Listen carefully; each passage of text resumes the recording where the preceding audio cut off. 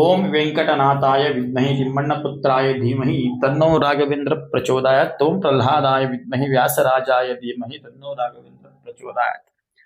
ನಮಸ್ತೆ ವೀಕ್ಷಕರೇ, ನಾನು ನಿಮ್ಮ ರವೀಂದ್ರ ಭಟ್ ಮಾತನಾಡ್ತಾ ಇರುವಂತದ್ದು. ನೋಡಿ, ಕನ್ಯಾ ರಾಶಿಯವರ ಈ ಏಪ್ರಿಲ್ ತಿಂಗಳ ಮಾಸಿಕ ಫಲಾನುಫಲಗಳು ಇವತ್ತು ಯಾವ ರೀತಿ ಇದೆ ಅನ್ನೋದನ್ನ ನಾನು ನಿಮ್ಗೆ ಸಂಪೂರ್ಣವಾಗಿ ಈ ವಿಡಿಯೋದಲ್ಲಿ ತಿಳಿಸ್ಕೊಡ್ತೀನಿ.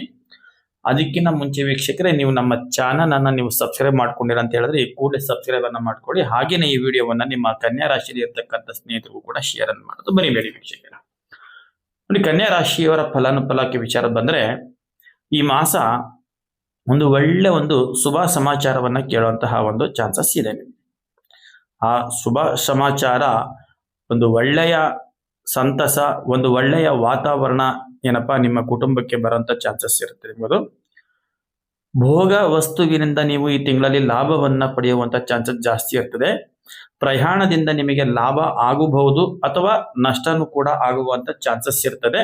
ಹಾಗಾಗಿ ನೀವು ಈ ಮಾಸದಲ್ಲಿ ನೀವು ಪ್ರಯಾಣವನ್ನ ಮಾಡಬೇಕಾದ್ರೆ ಬಹಳ ಜಾಗೃತಿ ಮತ್ತು ಎಚ್ಚರಿಕೆ ನಿಮ್ಮಲ್ಲಿ ಇರಬೇಕಾಗ್ತದೆ ವೀಕ್ಷಕರೇ. ಈ ತಿಂಗಳಲ್ಲಿ ನೋಡಿ, ನಿಮಗೆ ಕನ್ಯಾ ರಾಶಿಯಲ್ಲಿ ಇರ್ತಕ್ಕಂಥವ್ರಿಗೆ ಅನಿರೀಕ್ಷಿತವಾಗಿ ನಿಮಗೆ ಏನಾದ್ರೂ ಹಣಕಾಸು ಬರಬೇಕು ಅನ್ನೋಂಥದ್ದಾದ್ರೆ ಖಂಡಿತವಾಗ್ಲೂ ನಿಮಗೆ ಬರುತ್ತೆ. ಹಿಂದೆ ನೀವು ಯಾರಿಗೋ ಕೊಟ್ಟಿರ್ತೀರಿ, ಕೇಳಿರ್ತೀರಿ, ತುಂಬಾ ಕಾಡ್ಸಿರ್ತಾರೆ, ಕೊಡೋದಿಲ್ಲ, ಸತಾಯಿಸಿರ್ತಾರೆ. ಅಂತಹ ಒಂದು ಹಣ, ಅಂತಹ ಒಂದು ಅನಿರೀಕ್ಷಿತವಾದಂತಹ ಒಂದು ಹಣ ಈ ತಿಂಗಳಲ್ಲಿ ನಿಮ್ಮ ಕೈಗೆ ಬಂದು ಸೇರುವಂತ ಚಾನ್ಸಸ್ ಇರ್ತದೆ. ಮುಖ್ಯವಾಗಿ ಈ ತಿಂಗಳಲ್ಲಿ ನೀವು ಎಚ್ಚರಿಕೆ ವಹಿಸಬೇಕಾಗಿರುವಂತಹ ವಿಚಾರ ಏನಂತ ಹೇಳಿದ್ರೆ, ದಾಂಪತ್ಯ ಜೀವನದಲ್ಲಿ ವಿಧಿ ನಿಮ್ಮ ಜೀವನದಲ್ಲಿ ಆಟವನ್ನ ಶುರು ಹಚ್ಕೊಳ್ತಾನೆ. ಅದು ವಿಶೇಷವಾಗಿ ಈ ತಿಂಗಳಲ್ಲಿ, ಏಪ್ರಿಲ್ ತಿಂಗಳಲ್ಲಿ. ಹಾಗಾಗಿ ನೀವು ಏನ್ ಮಾಡ್ಬೇಕಪ್ಪ, ಈ ವಿಧಿ ಆಟದಿಂದ ನಾವು ತಪ್ಪಿಸ್ಕೊಳ್ಬೇಕು ಅನ್ನೋಂಥದ್ದಾದ್ರೆ ದಾಂಪತ್ಯ ಜೀವನದಲ್ಲಿ ನೀವು ಬಹಳ ಎಚ್ಚರಿಕೆಯಿಂದ ಇರಬೇಕಾಗ್ತದೆ.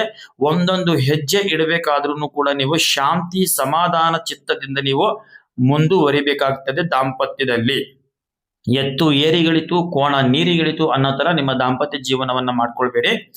ಗಂಡ ಆಗಲಿ ಅಥವಾ ಹೆಂಡತಿ ಆಗಲಿ, ಇಬ್ಬರಲ್ಲಿ ಒಬ್ಬರು ಶಾಂತಿ ಸಮಾಧಾನ ಚಿತ್ತದಿಂದ ಮುನ್ನಡೆಸ್ಕೊಂಡು ಹೋಯ್ತು ಅಂತ ಹೇಳಿದ್ರೆ ಸಂಸಾರವನ್ನ, ಖಂಡಿತವಾಗ್ಲೂ ಆ ದಾಂಪತ್ಯ ಜೀವನ ಶಾಶ್ವತವಾಗಿ ಇರುತ್ತೆ.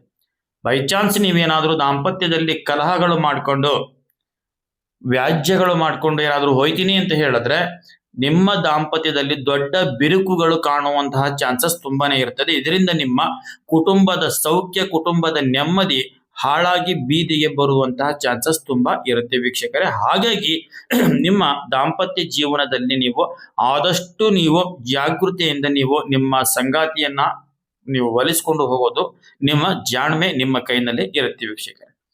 ಸರ್ಕಾರಿ ನೌಕರಿಯಲ್ಲಿ ಇರತಕ್ಕಂಥವ್ರಿಗೆ ಈ ತಿಂಗಳಲ್ಲಿ ವಿಶೇಷವಾಗಿ ಹೇಳಬೇಕು ಅಂತ ಹೇಳಿದ್ರೆ, ಗೌರವ, ಸಮಾಧಾನ ಮತ್ತೆ ತಾವು ಕೆಲಸ ಮಾಡ್ತಾರಂತಹ ಜಾಗದಲ್ಲಿ ಅವರು ಒಂದು ಉನ್ನತ ಸ್ಥಾನಕ್ಕೆ ಹೋಗುವಂತಹ ಒಂದು ಚಾನ್ಸಸ್ಗಳು ತುಂಬಾ ಇರ್ತದೆ.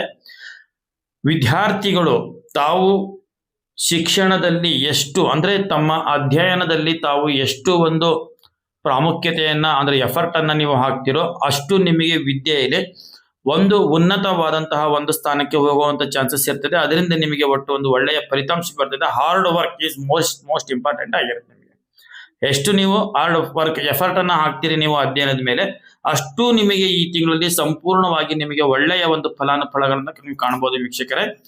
ಮೊದಲಿಗೆ ನಾನು ಹೇಳಿದಾಗೆ ಜಾಗೃತಿ, ದಾಂಪತ್ಯದ ವಿಚಾರದಲ್ಲಿ ಜಾಗೃತಿ ಇರಬೇಕಾಗ್ತದೆ ಮತ್ತು ಪ್ರಯಾಣದ ವಿಚಾರದಲ್ಲಿ ಜಾಗೃತಿಯನ್ನು ವಹಿಸಬೇಕಾಗ್ತದೆ. ಖಂಡಿತವಾಗ್ಲೂ ನಿಮಗೆ ಈ ತಿಂಗಳು ಇಷ್ಟು ಬಿಟ್ರೆ, ನಿಮಗೆ ದಾಂಪತ್ಯ ವಿಚಾರ ಮತ್ತೆ ಪ್ರಯಾಣದ ವಿಚಾರ ಬಿಟ್ರೆ ಈ ತಿಂಗಳು ಏನೆಲ್ಲ ನಿಮಗೆ ಆರಾಮದಾಯಕವಾಗಿರ್ತದೆ. ಯಾವುದೇ ತರದ ತೊಂದರೆಗಳು ನಿಮಗೆ ಕಾಣೋದಿಲ್ಲ. ಹಿತಶತ್ರುಗಳ ಕಾಟ ಒಂದ್ ಸ್ವಲ್ಪ ಇರ್ತದೆ. ಹಾಗಾಗಿ ಸ್ವಲ್ಪ ಮಾತಾಡಬೇಕಾದ್ರೆ ನಿಷ್ಠುರದಿಂದ ಮಾತಾಡಿ, ಮೈ ಮೇಲೆ ಯಾವುದೇ ತರದ ಸಮಸ್ಯೆಯನ್ನ ಹೇಳ್ಕೊಳ್ಳಿಕ್ಕೆ ಹೋಗ್ಬೇಡಿ. ನಿಷ್ಠುರವಾದಿಯಾಗಿ ಮಾತಾಡಿ ಸಮಸ್ಯೆಯನ್ನ ನಿಮ್ಮ ಮೇಲೆ ನೀವೇ ಹಾಕೊಳ್ಳಿಕ್ಕೆ ಹೋಗ್ಬೇಡಿ ವೀಕ್ಷಕರೇ. ಆದಷ್ಟು ಕೂಡ ಈ ತಿಂಗಳಲ್ಲಿ ನೀವು ಎಷ್ಟು ಶಾಂತಿ ಚಿತ್ತದಿಂದ ಇರ್ತೀರೋ ಅಷ್ಟು ನಿಮಗೆ ಈ ತಿಂಗಳು ಬಹಳ ಉತ್ತಮವಾಗಿ ಇರ್ತದೆ ವೀಕ್ಷಕರೇ.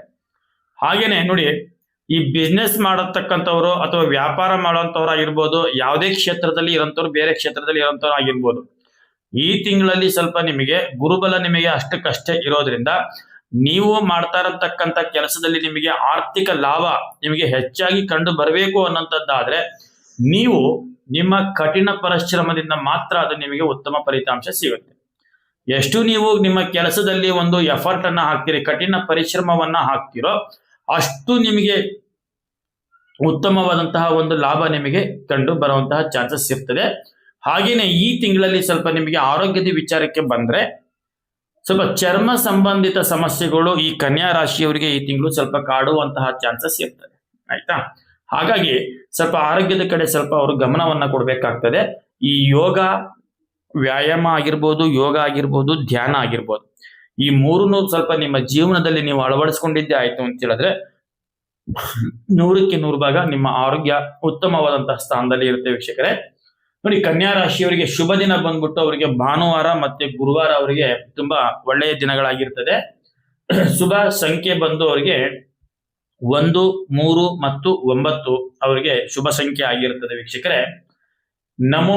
ಶುಭರತ್ನ ಅವರಿಗೆ, ಆಯ್ತಾ, ಕನ್ಯಾ ರಾಶಿಯವರಿಗೆ ಬಂದು ಶುಭರತ್ನ ಪುಷ್ಯರಾಗ ಅಥವಾ ಮಾಣಿಕ್ಯ ಅಂತ ಅವ್ರಿಗೆ ಹೇಳ್ಬೋದು. ಈ ಪುಷ್ಯರಾಗ ಅಥವಾ ಮಾಣಿಕ್ಯವನ್ನ ನೀವು ಬೆಳ್ಳಿ ಉಂಗುರದಲ್ಲಿ ಹಾಕಿ ಧರಿಸ್ಕೊಂಡ್ರೆ ನೀವು ಬಹಳ ಸ್ವಲ್ಪ ಎಲ್ಲದರಲ್ಲೂ ಸ್ವಲ್ಪ ನಿಮಗೆ ಸೇಫ್ಟಿ ಇರುತ್ತೆ ಅಂತ ನಾನು ಹೇಳ್ತೀನಿ. ಶುಭ ದಿಕ್ಕು ಬಂದು ಅವರಿಗೆ ಒಳ್ಳೆಯ ದಿಕ್ಕು ಯಾವ್ದಪ್ಪ ಅಂತ ಹೇಳಿದ್ರೆ ಅವರಿಗೆ ದಕ್ಷಿಣ ದಿಕ್ಕು ಅವರಿಗೆ ಕನ್ಯಾ ರಾಶಿಯವರಿಗೆ ಶುಭ ದಿಕ್ಕಾಗಿರ್ತದೆ. ಆರಾಧ್ಯ ದೈವ, ಈ ತಿಂಗಳಿಂದ ನಿಮಗೆ ಬರುವಂತಹ ಸಂಕಟಗಳನ್ನ ನೀವು ಮೆಟ್ಟಿ ನಿಲ್ಲಬೇಕು. ಯಾವುದೇ ತರದ ಅವಘಡಗಳು ನಿಮ್ಮ ಜೀವನದಲ್ಲಿ ಆಗಬಾರದು ಅನ್ನಂತಹ ಇಚ್ಛೆ ನಿಮಗೆ ಏನಾದರೂ ಇತ್ತು ಅಂತ ಹೇಳಿದ್ರೆ ಈ ತಿಂಗಳು ಏಪ್ರಿಲ್ ತಿಂಗಳಲ್ಲಿ ನೀವು ವಿಶೇಷವಾಗಿ ಮಂಗಳವಾರದ ದಿನ ನೀವು ಸುಬ್ರಹ್ಮಣ್ಯ ಸ್ವಾಮಿಯ ದರ್ಶನವನ್ನು ಮಾಡ್ಕೊಂಡು ಬಂದ್ರೆ ಖಂಡಿತವಾಗ್ಲೂ ನಿಮಗೆ 100ಕ್ಕೂ 100 ಭಾಗ ನಿಮಗೆ ಎಲ್ಲ ಒಳ್ಳೇದಾಗತ್ತೆ. ಹಾಗೆ ಲಲಿತಾದೇವಿಯ ದರ್ಶನ ಅಥವಾ ಲಲಿತಾದೇವಿಯ ಸಹಸ್ರನಾಮವನ್ನು ಪಠನೆ ಮಾಡಿದ್ರೆ ಗ್ಯಾರಂಟಿ ನಿಮಗೆ ಈ ತಿಂಗಳು ಕನ್ಯಾ ರಾಶಿಯವರಿಗೆ ಒಂದು ಉತ್ತಮವಾದಂತಹ ಒಂದು ಮಾಸ ಈ ತಿಂಗಳಲ್ಲಿ ಆಗತ್ತೆ ವೀಕ್ಷಕರೇ. ನಾನು ಮೊದಲೇ ಹೇಳಿದಾಗೆ ಈ ತಿಂಗಳಲ್ಲಿ ನಿಮಗೆ ಏನಿಲ್ಲ, ದಾಂಪತ್ಯದ ವಿಚಾರದಲ್ಲಿ ಮತ್ತೆ ಪ್ರಯಾಣದ ವಿಚಾರದಲ್ಲಿ ನೀವು ಎಷ್ಟು ಕೇರ್ ಅನ್ನ ತಗೊಳ್ತೀರೋ ಅಷ್ಟು ನಿಮಗೆ ಒಳ್ಳೆಯದು ವೀಕ್ಷಕರೇ. ನೋಡಿ, ನೀವು ಇನ್ನೂ ನಮ್ಮ ಚಾನಲ್ಗೆ ನೀವು ಸಬ್ಸ್ಕ್ರೈಬ್ ಆಗಿಲ್ಲ ಅಂದ್ರೆ ಈ ಕೂಡಲೇ ಸಬ್ಸ್ಕ್ರೈಬ್ ಅನ್ನ ಮಾಡ್ಕೊಳ್ಳಿ. ಹಾಗೇನೆ ಈ ವಿಡಿಯೋವನ್ನ ನಿಮ್ಮ ಸ್ನೇಹಿತರಿಗೂ ಕೂಡ ಶೇರ್ ಅನ್ನ ಮಾಡಿ ವೀಕ್ಷಕರೇ. ನಮಸ್ಕಾರ, ಧನ್ಯವಾದಗಳು.